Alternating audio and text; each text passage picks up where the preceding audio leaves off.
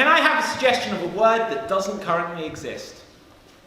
Flabaknuckle. Flabaknuckle. Right, so Flabaknuckle. Now it's interesting that you should mention Flabaknuckle because just this morning, in fact, Sam, you were trying to tell me about Flabaknuckle, but I was too busy to listen. Would you tell the people what Flabaknuckle is, please? Well, I'll tell you actually, David, a Flabaknuckle would have been very handy for you in recent circumstances, as you've tried to get some sympathy for tonight.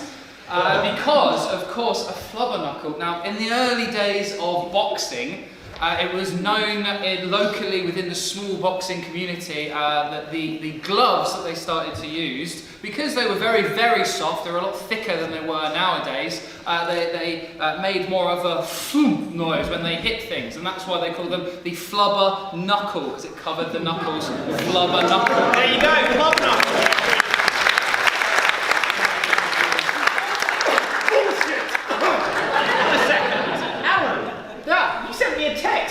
The other day. Yeah, that's right. And it definitely said Flabaknuckle in it. Yeah, that's right. I called you a total Flabaknuckle. Well, will you tell those people why you called me that? Yeah, I mean... You prick. It's